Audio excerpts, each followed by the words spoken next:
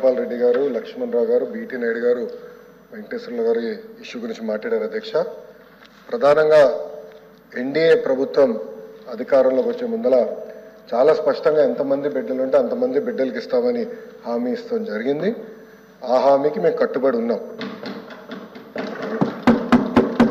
రెండో అంశం అధ్యక్ష, అందుకే గైడ్ లైన్స్ రూపొందించడానికి కొంచెం సమయం కావాలని అడిగాం. నేను కూడా ఇది కొంచెం సీరియస్గా తీసుకుంటున్నా.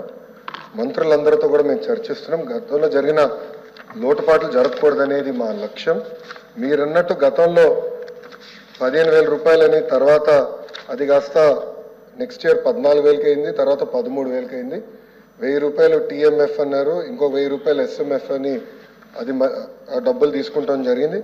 అంతేకాకుండా ఎలిజిబిలిటీ క్రైటీరియా కూడా మార్చడం జరిగింది అధ్యక్ష. గ్రామాలు వచ్చే గల 5,000 రూపాయలు నెలకు వస్తే ఆటోమేటిక్గా వాళ్ళు ఎలిజిబుల్ అనేది, 5,000 కన్నా తక్కువ వస్తే ఎలిజిబుల్ అన్నారు. అట్లా మళ్ళీ దాన్ని మార్చారు. భూమి కూడా అది కూడా మార్చారు. దాని తర్వాత ఎలక్ట్రిసిటీ కన్జంప్షన్ విషయంలో కూడా కొన్ని నుసుకలు జరిగినాయి.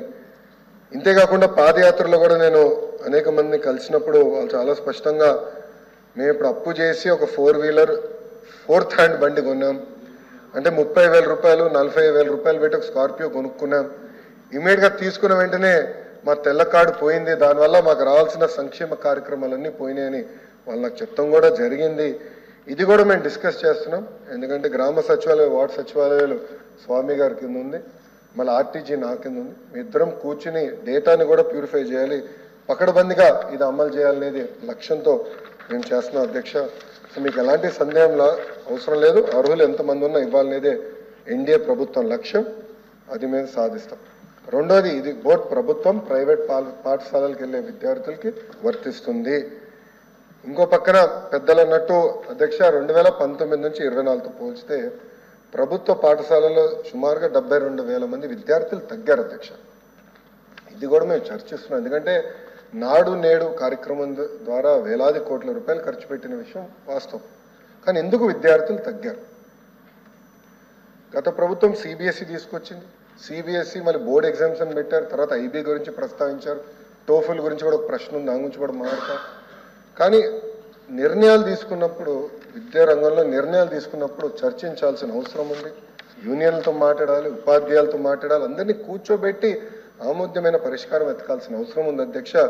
నీ జర్క్ రియాక్షన్ తీసుకోవాల్సిన అవసరం లేదు. అందుకే మీరు చూస్తే నేను మంత్రి కరెక్ట్గా ఈ రోజుతో నెల అయింది నేను ఛార్జ్ తీసుకుని. నేను కూడా అధికారులు చెప్పేది ఒకటి, రాబోయే సంవత్సరం ఏం చేయబోతున్నాం రోడ్ మ్యాప్ వేద్దాం, అందరితో చర్చిద్దాం, సంఘాలు అందరినీ కూర్చోబెడదాం, మాట్లాడదాం, వచ్చే సంవత్సరం నుంచి అమలు చేద్దాం. నాకు నచ్చింది కనుక ఇది ఇద్దాం, నాకు నచ్చలేదు కనుక ఇది తీసేద్దాం అనేది కరెక్ట్ కాదు. చర్చించిన తర్వాత నేను నిర్ణయం తీసుకుందాం అనేది ఒక లక్ష్యంగా మేము పెట్టుకున్నాం.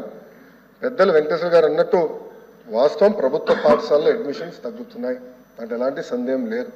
ఒక పక్కన ఎన్డీఏ ప్రభుత్వం రిక్రూట్మెంట్ కూడా చేస్తుంది. మీరు చూసారు, దాదాపు 16,000 మంది ఉపాధ్యాయుల రిక్రూట్మెంట్కి మేము తొలి అడిగేసాం. అది మేము నెక్స్ట్ అకాడమిక్ ఇయర్కి మేము పూర్తి చేస్తాం. కానీ ఇంకో పక్కన చూస్తే దాదాపు 11,000 పాఠశాలలో 10 కన్నా తక్కువ మంది విద్యార్థులు ఉన్నారు. ఎందుకున్నారు? ఎలా అడ్మిషన్స్ పెంచాలి, నాణ్యత ఎలా పెంచాలి, అసెస్మెంట్ ఎలా చేయాలి, టెక్నాలజీతో జోడించి ఎలా చేయాలి, first grade, second grade, third grade pressure లేకుండా సిస్టమేటిక్ ఎట్లా చేయాలనేది కూడా మేము చర్చిస్తున్నాం. పక్క రాష్ట్రాల్లో కూడా ఏం జరుగుతుందో మేము చూస్తున్నాం. అటు ఉత్తరప్రదేశ్లో ఒక మోడల్ ఉంది, ఢిల్లీలో ఒక మోడల్ ఉంది, పక్క రాష్ట్రాల్లో కూడా ఏం జరుగుతుందో అందరం చర్చిస్తున్నాం.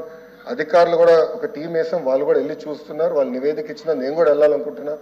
వెళ్ళి ఏం చేస్తున్నారో మోడల్ చూసి మన రాష్ట్రానికి కరెక్ట్ మోడల్ ఏంటనేది రూపొందించి అది మీ ముందర పెట్టి అందరు అభిప్రాయాలు తీసుకున్న తర్వాత మళ్ళీ ఆంధ్ర రాష్ట్ర ప్రజలు తల్లిదండ్రులు ముందర పెడతా వాళ్ళ అభిప్రాయాలు సేకరిన తర్వాతనే వచ్చే అకాడమిక్ ఇయర్ నుంచి మేము అమలు చేస్తాం.